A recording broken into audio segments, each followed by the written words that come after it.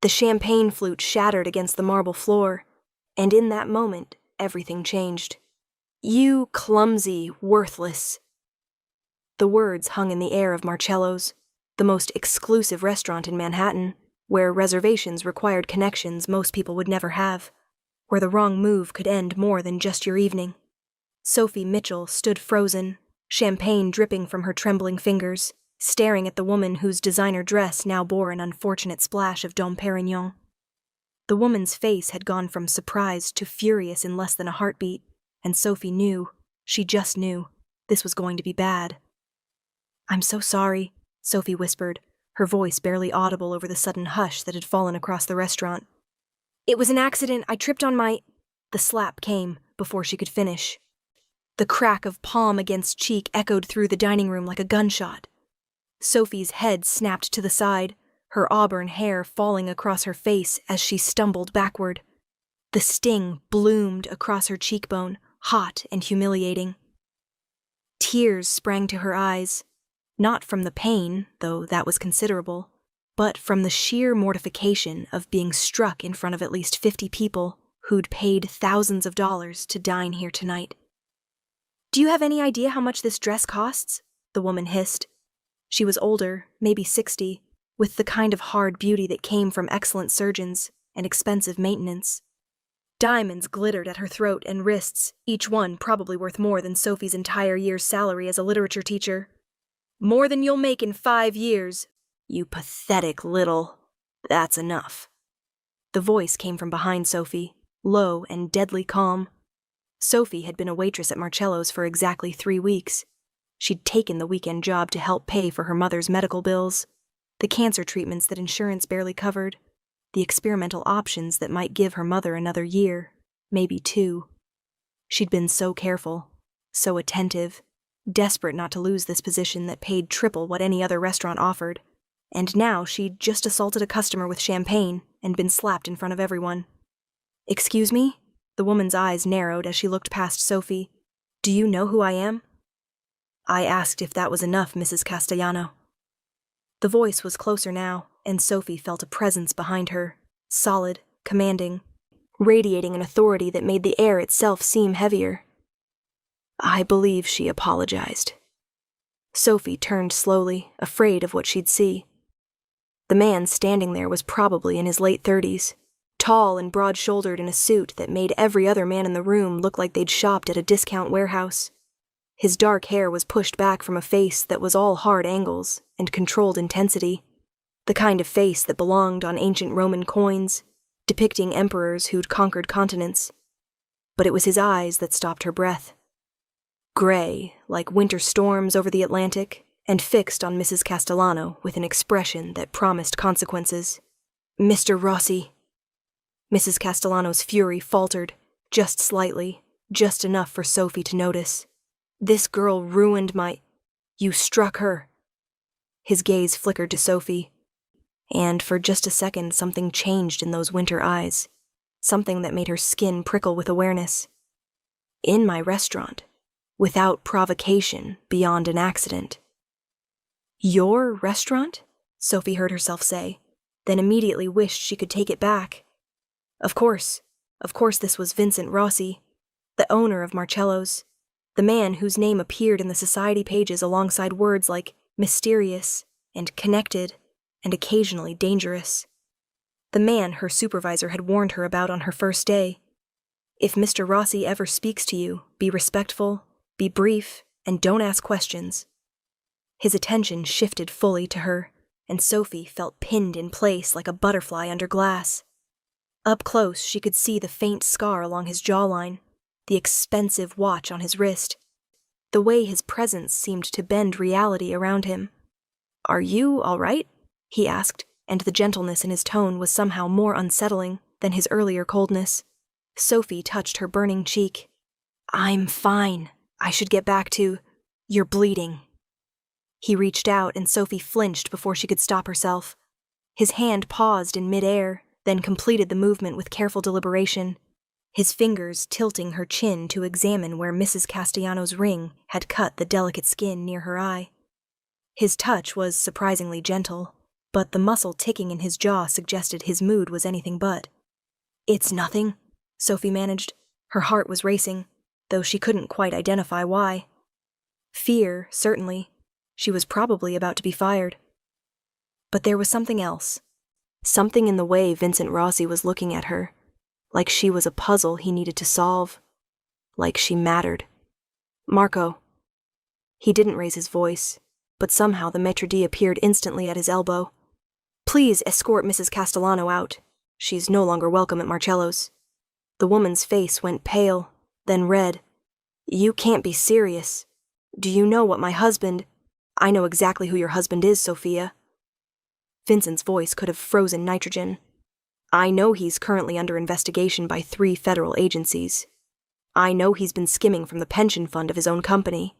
And I know that by tomorrow morning, those agencies will have documentation proving all of it. So perhaps you should consider that the next time you think about threatening me." The silence that followed was absolute. Mrs. Castellano opened her mouth, closed it, then turned and stalked toward the exit with Marco trailing behind her. The other diners were pretending very hard to focus on their meals, but Sophie could feel dozens of eyes on her. She felt sick. Sophie started backing toward the kitchen. "I need to apologize to the manager. I'll pay for the champagne and the dry cleaning and—" "You're not being fired." Vincent was still watching her with that unsettling intensity. "And you're not paying for anything." "But I spilled—" "She startled you?" It wasn't a question. You were carrying a tray past her table, and she made a sudden movement. Sophie blinked. That was exactly what had happened. Mrs. Castellano had thrown her hand out dramatically while telling some story, her elbow connecting with Sophie's ribs just as Sophie passed. But how did he— "I see everything that happens in my restaurant," Vincent said quietly, answering her unspoken question. "Every table, every guest, every moment." His eyes held hers. "Every new waitress who works double shifts and walks to the subway afterward because she can't afford car service." Heat flooded Sophie's face. The idea that he'd been watching her, noticing her, it should have felt creepy. Somehow it didn't. Somehow it felt like being seen for the first time in months, maybe years. "I need the job," she heard herself say. "Please. I know tonight was a disaster, but I promise I'm good at this. I'm careful. You're still not being fired." A hint of something that might have been amusement crossed his face. "In fact, you're getting a raise, and you're no longer working the floor." Sophie's stomach dropped. "What?" "But you'll work in the private dining room upstairs." He turned slightly, addressing someone Sophie hadn't noticed approaching. A young man in an expensive suit who had the look of an assistant or security. "Thomas, take her to Dr. Chen. Make sure that cut is treated properly." "I don't need a doctor," Sophie protested. "It's barely a scratch." Vincent Rossi looked at her, and this time there was no mistaking the steel beneath the civility. "It wasn't a request." And that's how Sophie found herself 15 minutes later in a small office on Marcello's 3rd floor, being examined by a surprisingly gentle doctor who confirmed it was indeed barely a scratch, but still applied butterfly bandages and gave her an ice pack for the swelling. "Mr. Rossi doesn't like when people get hurt in his establishments," Dr. Chen said conversationally as he worked. "He takes it personally." "I noticed," Sophie said dryly. "Does he always threaten federal prosecution over spilled champagne?" Dr. Chen smiled. "Only when he's in a good mood. You should see him when he's actually angry." He stepped back, examining his work. "There. You'll have a small bruise, but it should fade in a few days. Keep the ice on it tonight." Sophie thanked him and made her way back downstairs, expecting to find the restaurant in chaos or her supervisor waiting to formally let her go, despite Vincent's assurances. Instead, she found Thomas waiting by the staff entrance. "Mr. Rossi would like to speak with you," he said, "in his office." This was it, Sophie thought. The real conversation. The one where he explained that while he'd made a show of supporting her publicly, he couldn't actually afford to keep someone who'd caused such a scene. She followed Thomas up 2 flights of stairs to a floor she hadn't known existed, down a hallway lined with modern art that probably cost more than her childhood home. Vincent's office was surprisingly understated. Floor-to-ceiling windows overlooking the city, a massive desk, leather furniture that looked comfortable rather than showy. He was standing at the windows when she entered, his jacket off and his sleeves rolled up, revealing forearms roped with muscle and marked with what looked like ink at the edges. "Sit down," he said without turning. Sophie perched on the edge of a leather chair, her hands folded in her lap. She felt like she was in the principal's office, except the principal was a gorgeous, terrifying man who apparently had the power to destroy people with a phone call. Vincent turned and leaned against the window frame, studying her. "How long have you been working here?" 3 weeks. "And before that?" "I'm a teacher, English literature, at Morrison High School." His eyebrow rose slightly. "Yet you're waiting tables on weekends." It wasn't a question, but Sophie felt compelled to answer anyway. "My mother is sick. The medical bills." She trailed off, not wanting to burden a stranger with her problems. "I needed the extra income." Something shifted in Vincent's expression, so subtle she almost missed it. "Your personnel file says you graduated top of your class from Columbia, master's degree in comparative literature. You could be working anywhere, doing anything." "I like teaching," Sophie said quietly. "And I like staying in the city, near my mom. Loyalty." Vincent said it like he was tasting the word. An undervalued quality these days. Sophie wasn't sure what to say to that, so she stayed silent. Her heart was still racing, but the fear had been gradually replaced by something else. Curiosity, maybe, or the same strange awareness she'd felt downstairs when he'd touched her face. Vincent pushed off from the window and moved to his desk, pulling out a folder. "I'm going to offer you a position, not waiting tables. Something else entirely." He opened the folder, revealing what looked like a contract. "My private dining room upstairs hosts events 3 evenings a week. Corporate dinners, political fundraisers, private parties. I need someone to manage those events, coordinate with the kitchen, oversee service. Ensure everything runs smoothly." Sophie stared at him. "I don't have experience with... You have a master's degree and clearly excellent judgment, given that you didn't try to hit Mrs. Castellano back." The corner of his mouth lifted infinitesimally. "Everything else you can learn. The position pays $80,000 a year, full benefits, including comprehensive health coverage, that would extend to your mother under a family plan." The air left Sophie's lungs in a rush. 80,000. That was more than she made teaching, and the health insurance. "Why?" she managed. "You don't know me.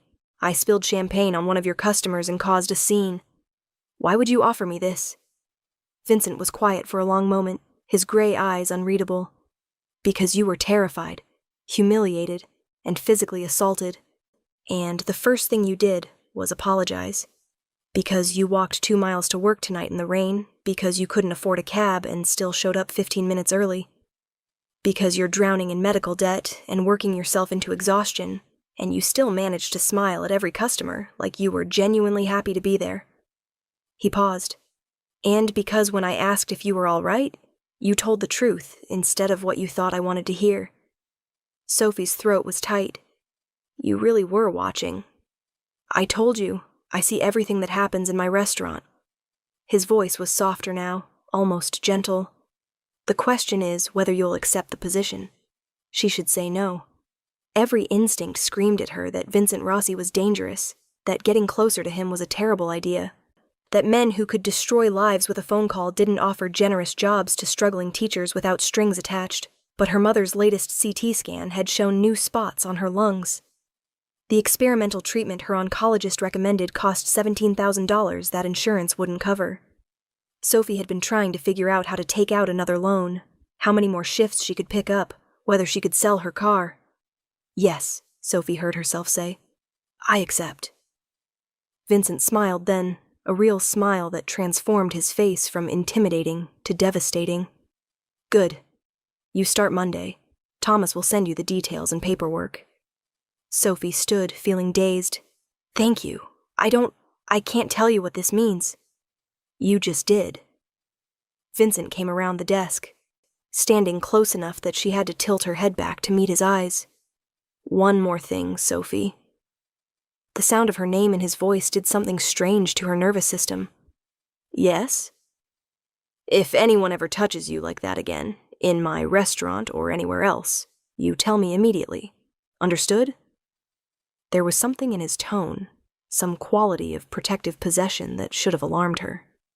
Instead, Sophie felt a shiver run down her spine that had nothing to do with fear. Understood, she whispered. The next 3 months were a blur. Sophie threw herself into her new role with the desperation of someone who couldn't afford to fail. She learned the names and preferences of every regular client. She memorized wine pairings and coordinated with the kitchen staff and handled last-minute crises with increasing confidence.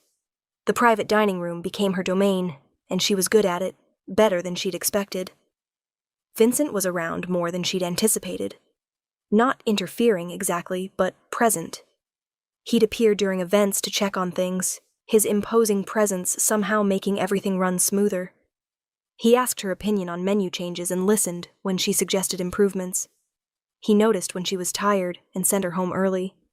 He noticed when she was stressed and appeared with coffee exactly how she liked it, though she'd never told him.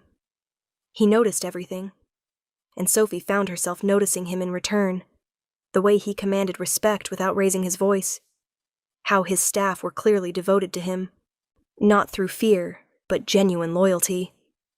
The time she overheard him on the phone arranging for one of the line cooks to see a specialist about his daughter's heart condition, on Vincent's dime, no questions asked. Vincent Rossi was dangerous, yes. But he was also protective of his people in a way that made Sophie feel safer than she had in years. She tried not to think about what it meant that she was starting to count herself among his people. Her mother's condition stabilized with the new treatment.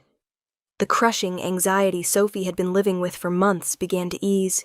She found herself smiling more, laughing with the kitchen staff, actually sleeping through the night. Life was beginning to feel manageable again, and then Michael came back. Sophie was overseeing a private corporate dinner on a Thursday evening when she heard the commotion downstairs. Raised voices, someone demanding to see Sophie Mitchell, the sound of Thomas trying to politely but firmly refuse entry. Her stomach sank. She excused herself from the event and hurried downstairs, knowing already who she'd find. Michael Barrett stood in the restaurant's foyer, his expensive suit rumpled and his face flushed with alcohol and anger. Her ex-boyfriend. The man she'd dated for 2 years before discovering he'd been embezzling from his own clients. The man she'd had to testify against in court. The man who'd sworn he'd make her regret it. The man who'd been released from prison 3 days ago. Sophie. His smile was mean, vindictive. Been trying to reach you. You changed your number. What are you doing here, Michael? Sophie kept her voice steady, despite the fear climbing her throat. Thomas had positioned himself between them, but Michael was unpredictable when he'd been drinking. I wanted to see where you landed. Nice place. Michael looked around with exaggerated appreciation. Really nice. Must be paying well if you can afford that new treatment for Mommy. His eyes were hard when they met hers. Makes me wonder what you had to do to get a job like this. Who you had to fuck. Sophie felt like she'd been slapped for the second time in 3 months. Get out. I don't think so. See, I've been doing some research from inside, learning about this place, about Vincent Rossi. Michael's smile widened. About what kind of man he really is. Did you know, Sophie, when you took this job, did you know you were working for, is there a problem here? Vincent's voice cut through Michael's rant like a blade. Sophie had never been so relieved to see anyone in her life. Vincent stood at the entrance to the main dining room, his expression calm, but his eyes promising violence. 2 men Sophie had never seen before flanked him. Both large, both wearing the kind of suits that did nothing to disguise the muscle underneath. Michael paled slightly, but alcohol and resentment made him stupid. You must be the boss, Vincent Rossi. I've heard a lot about you. I'm sure you have. Vincent's tone could have frozen hellfire. And yet, you're still here, disturbing my staff and my guests, which suggests either remarkable courage or remarkable stupidity. I just wanted to talk to Sophie. You wanted to harass her in her workplace because you're a pathetic man who can't accept the consequences of his own actions. Vincent moved forward and Michael actually took a step back. I know exactly who you are, Michael Barrett. I know you served 18 months for embezzlement and fraud. I know you blame Sophie for your conviction, even though you were guilty and she simply told the truth. I know you've been calling her mother's phone, sending threatening emails to her school, and now showing up at her job. Michael's face had gone from flushed to white. I don't know what she told you, but she didn't tell me anything. I make it my business to know about anyone who might threaten someone I care about. Vincent's voice dropped lower, more dangerous. Here's what's going to happen. You're going to leave. You're never going to contact Sophie again, not through phone, email, letter, or showing up anywhere she might be. You're going to forget she exists.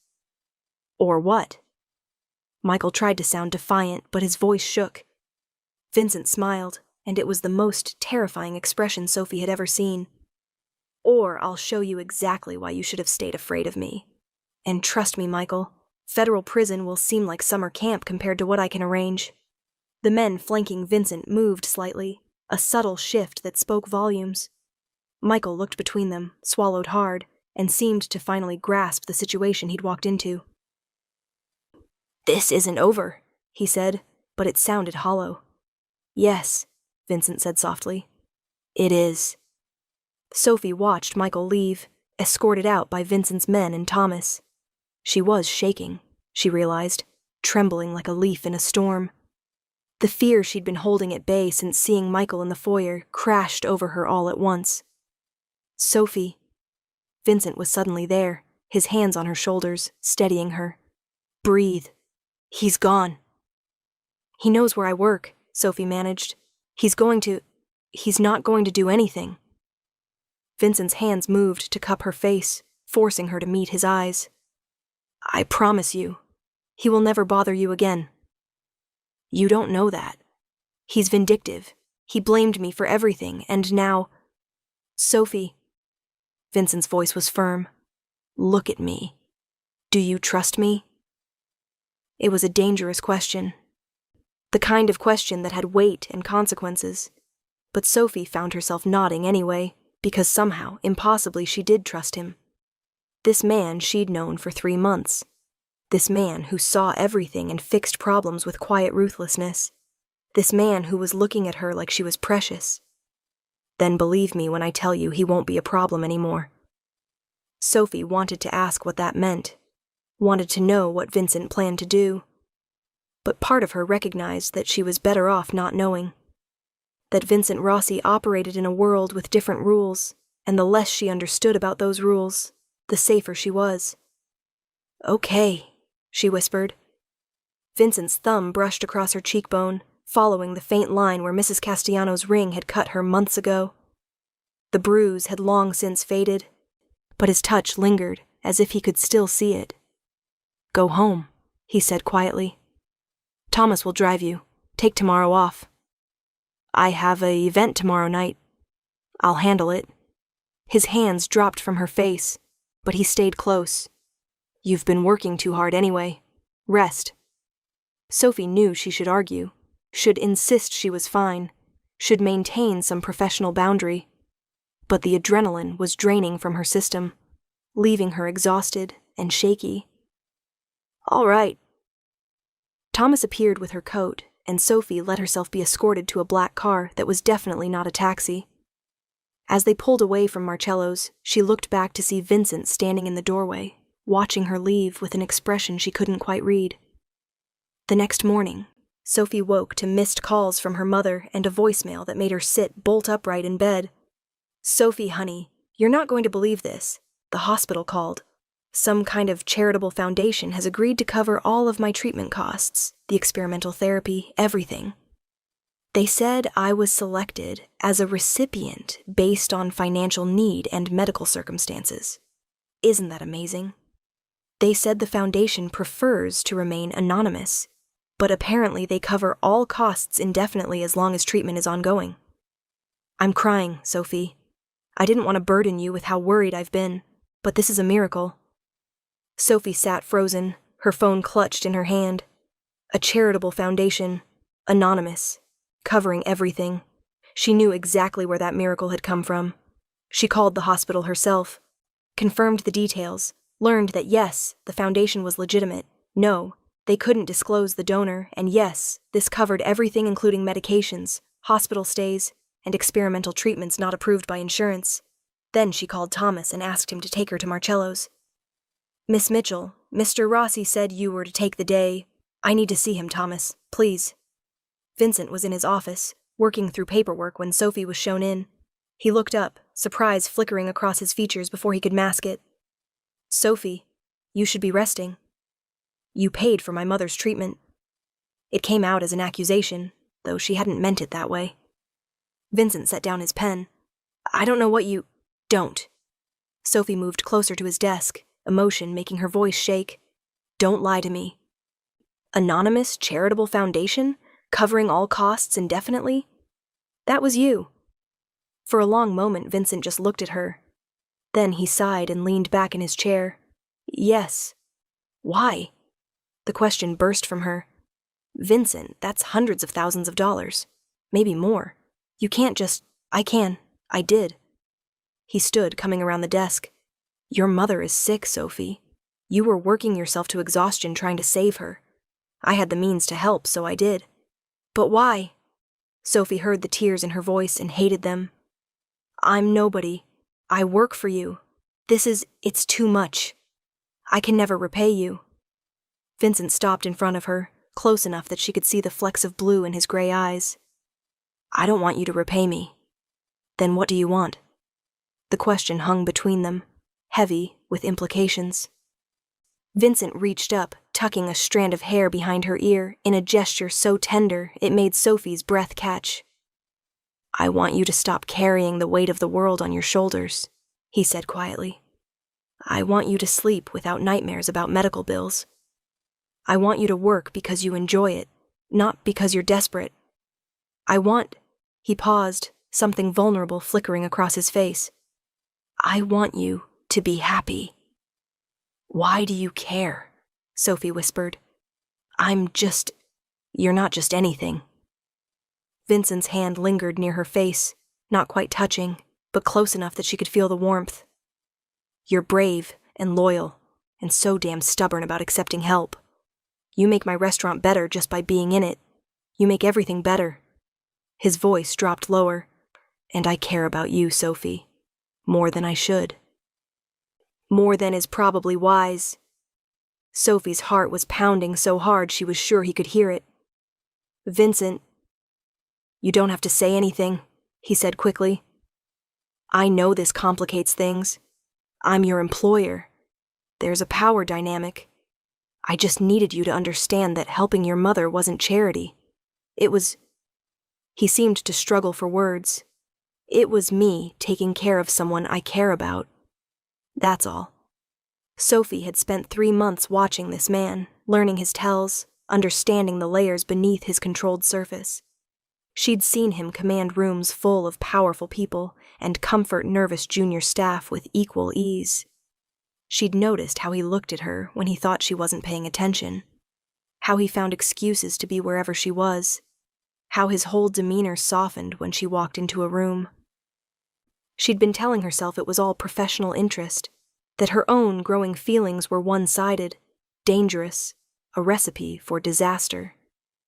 But standing here, seeing the vulnerability in Vincent Rossi's eyes, hearing him admit he cared about her, Sophie realized she'd been lying to herself. "What if I want it to complicate things?" she heard herself say. Vincent went very still. "Sophie." "I care about you too," she continued, the words tumbling out now that she'd started. "I have for a while.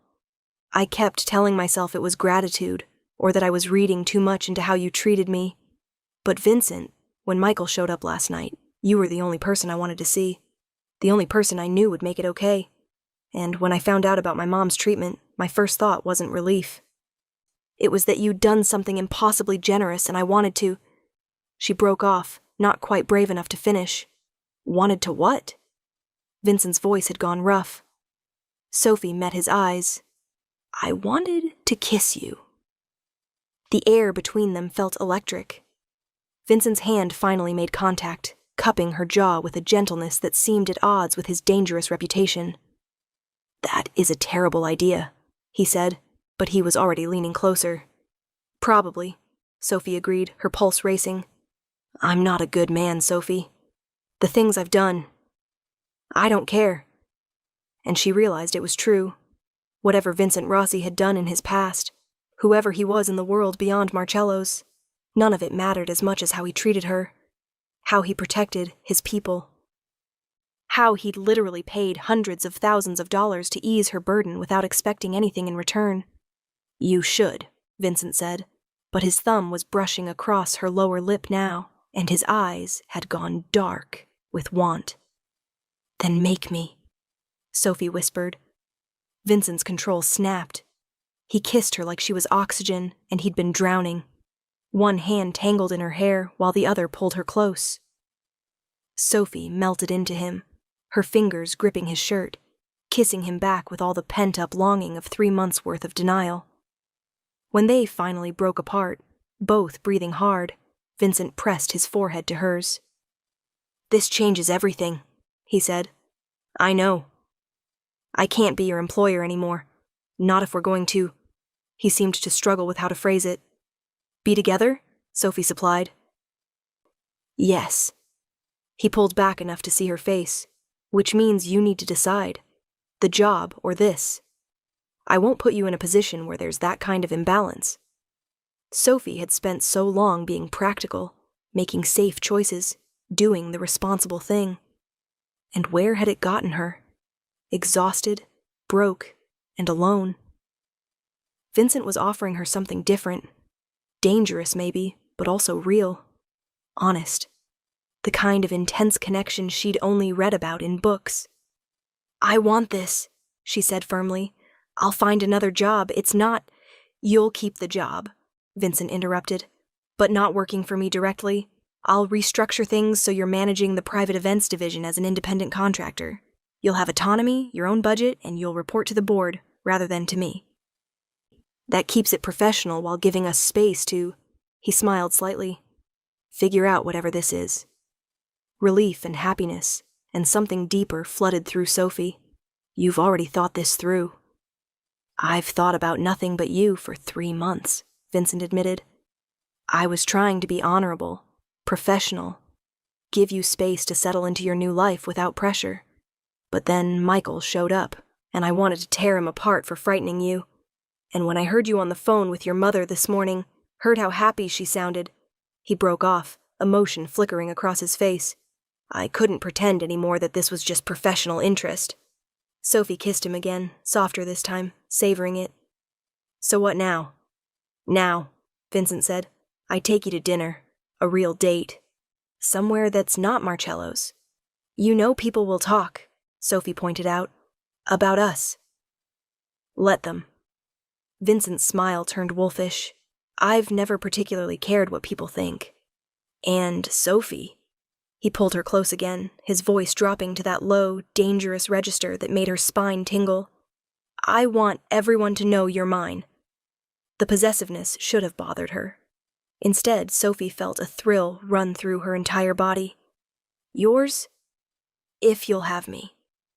Vincent's expression turned serious. "I know what I'm asking. Being with me means dealing with my world, my past, the complications that come with my life. But I swear to you, Sophie, I will never let anyone hurt you. I will protect you and your mother and everything you care about with everything I have. You'll never have to be afraid again."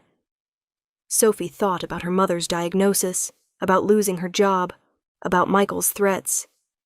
She thought about the last year of constant fear and stress, and struggling just to keep her head above water.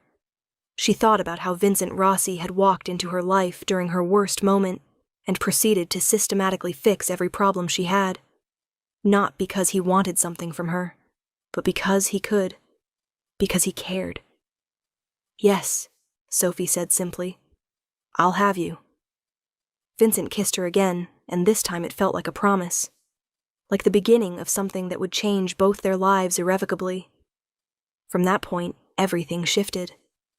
Vincent took her to dinner at a small Italian place in Brooklyn that tourists never found but locals swore by. He held her hand across the table and told her stories about growing up in the city, about taking over Marcello's when it was failing and building it into what it was today. He asked about her teaching, her dissertation on Victorian literature, her mother's love of garden. He listened like every word mattered. Sophie fell a little more in love with every minute that passed. Over the next few weeks, they navigated their new reality. Sophie transitioned to her new role, which gave her more autonomy and better pay, while removing the direct reporting relationship with Vincent. Her mother's health continued to improve. Michael, true to Vincent's word, vanished from her life entirely. She later learned through a casual comment from Thomas that he'd relocated to Seattle for a business opportunity that required his immediate attention. She didn't ask what kind of business opportunity. She was learning which questions not to ask, but she also learned which questions did matter. She learned that Vincent's connections were both deeper and more complicated than she'd realized, that his restaurant was just the legitimate face of a much larger enterprise, that the respect he commanded came from a combination of shrewd business sense and a reputation for ruthlessness with enemies and loyalty to friends. She learned that Vincent Rossi wasn't entirely a good man, but he was good to her. 2 months after that first kiss, Sophie was overseeing a private event when she overheard a conversation she wasn't meant to hear. 2 of Vincent's business associates talking about a situation that required his personal attention. About someone who'd stolen from the family, and consequences. She'd felt sick, recognizing the implications. This was the other side of Vincent's world, the part she'd been carefully not thinking about. Vincent found her afterward, took one look at her face, and knew. "What did you hear?" he asked quietly. Sophie told him. Then she asked the question she'd been avoiding for months. "Who are you, Vincent?" "Really?" He was silent for a long moment, standing at the windows of his office, looking out over the city lights. When he finally spoke, his voice was careful, measured. "My family has been in this city for 4 generations, he said. "We started as immigrants with nothing. My great-grandfather built a small business, mostly legitimate. His son expanded it, got involved with the unions. My father," Vincent paused. "My father made connections that were less legitimate. By the time I inherited control, our interests were mixed. Some legal, some in gray areas, some clearly criminal." Sophie's heart was pounding. "And now?" "Now I'm trying to transition everything to legitimate business. Marcello's is part of that. So are the real estate holdings, the import companies, the investment portfolios. But it's a slow process, Sophie. There are obligations, relationships that can't just be abandoned, people who depend on the old structure." He turned to face her, and the vulnerability in his expression made her chest ache. "I'm not going to lie to you. I've done things I'm not proud of. I've hurt people who threatened my family or my interests. I've used fear and intimidation to solve problems. I'm trying to be better than my father was. But I'm still," he gestured helplessly, "I'm still what I am." Sophie crossed the room to stand before him. "And what's that?"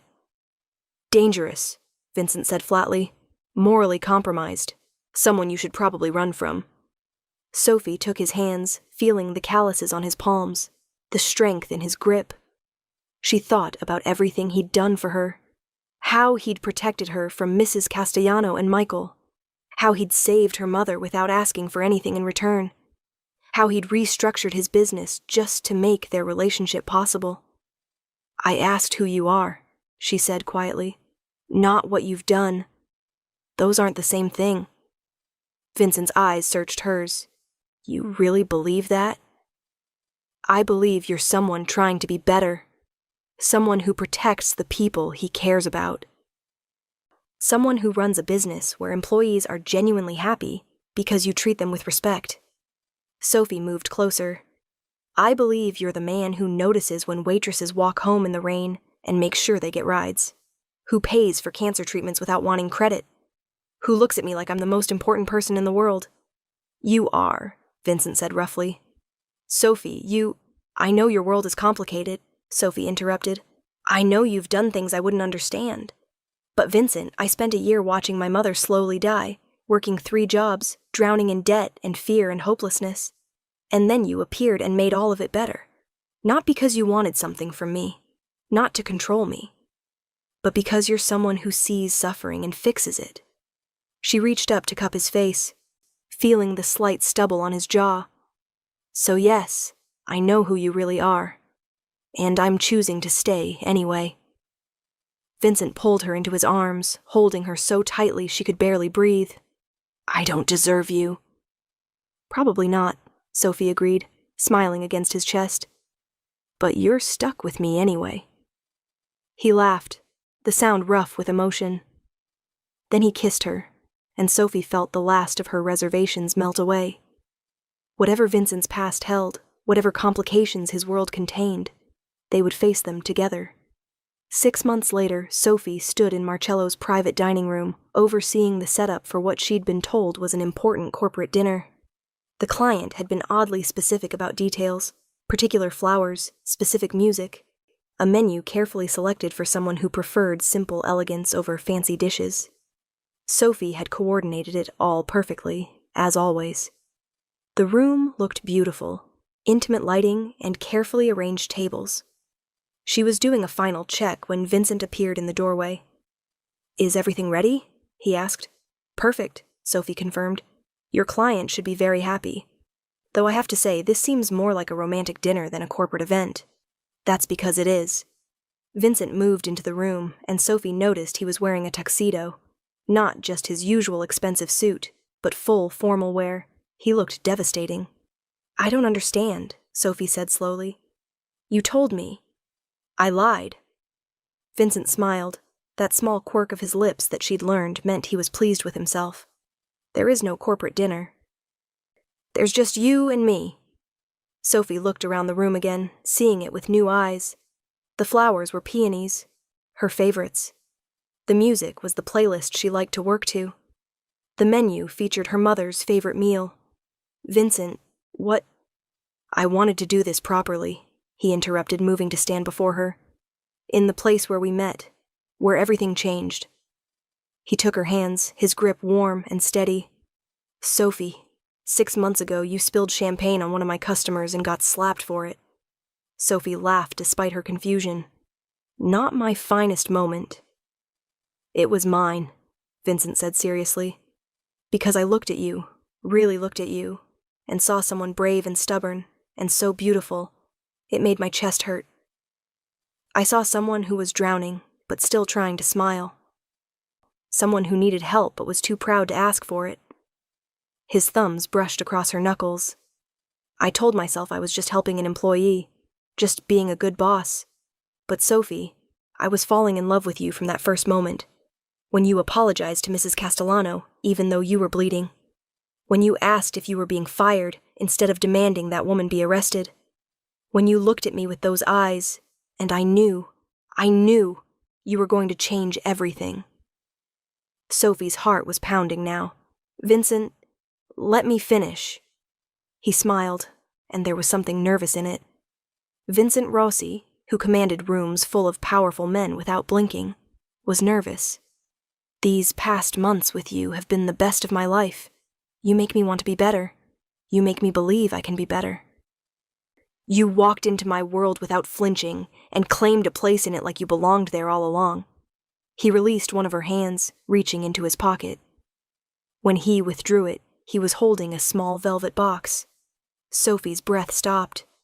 Vincent dropped to one knee, looking up at her with those storm-gray eyes, full of love and hope and just a hint of vulnerability. Sophie Mitchell, I know I'm not an easy man.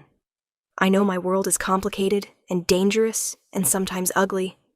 But I swear to you, I will spend the rest of my life making you happy, protecting you, loving you with everything I am.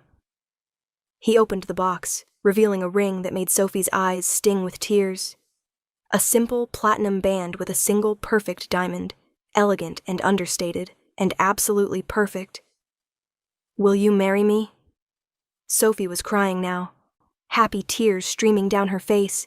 She thought about the girl who'd spilled champagne 6 months ago, terrified and desperate and so tired of fighting alone.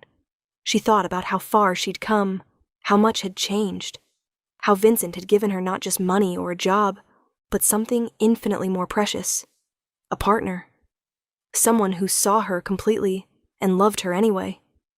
"Yes," she said, the word coming out broken with emotion. "Yes, Vincent. Yes." He slid the ring onto her finger, then stood and pulled her into his arms, kissing her while she laughed and cried and kissed him back. From somewhere, music started playing. The quartet she'd hired for the corporate dinner, revealing themselves in the corner of the room. "You planned all this," Sophie accused between kisses. "The fake event, the specific requests. I wanted it to be perfect," Vincent said against her mouth. "You deserved perfect." "It is." Sophie pulled back enough to look at the ring, then at him. "Vincent, it's everything." "You're everything," he corrected. "Sophie, He seemed to struggle with words, something that rarely happened to him. "I never believed I could have this. This kind of happiness, this kind of love. I thought it was for other people, better people. But you looked at me, at all of me, even the dark parts, and stayed. You chose me." "I'll keep choosing you," Sophie promised. "Every day, for the rest of our lives." Vincent kissed her again, and Sophie felt the last piece of her old life fall away. The fear, the exhaustion, the constant worry, all of it replaced by this. By a man who'd seen her at her worst and decided she was worth protecting, worth loving, worth everything. "My mother is going to lose her mind," Sophie said suddenly, laughing. "She's been asking when I'm going to bring you to family dinner for months." "I already asked her permission," Vincent admitted. "Last week." Sophie pulled back to stare at him. "You what?" "I had dinner with your mother, asked her blessing to marry you." Vincent's smile turned sheepish. "She said yes, obviously. Then she told me that if I ever hurt you, she'd find a way to make me regret it despite the cancer." Sophie laughed, picturing her tiny, sweet mother threatening Vincent Rossi. "That sounds like her." "I liked her," Vincent said. "I can see where you get your stubbornness from." They stayed in the dining room for hours, eating the meal Sophie had unknowingly planned for her own engagement dinner, dancing to the quartet, talking about their future. Vincent wanted a small wedding, immediate family only. Sophie agreed, never having been one for big productions. They discussed where to live. Vincent had a penthouse she'd never seen, but which he promised had plenty of room for her books and her mother to visit. They talked about her teaching career. Vincent thought she should write, maybe work on the novel she'd mentioned once. They talked about everything and nothing, wrapped in each other in the certainty that whatever came next, they'd face it together. Later, as Thomas drove them home, to Vincent's penthouse, which would now be their home, Sophie looked at her ring in the passing streetlights. "What are you thinking?" Vincent asked, his arm around her shoulders. Sophie leaned into him, feeling safe and loved and ridiculously happy. "I'm thinking that 6 months ago I spilled champagne on a customer and got slapped. And I thought it was the worst moment of my life.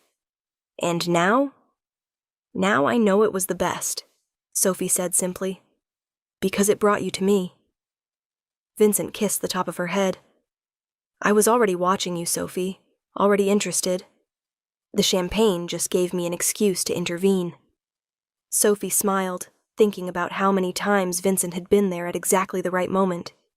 How he'd noticed her struggling and decided to help. How he'd seen her not as someone to take advantage of, but someone to protect.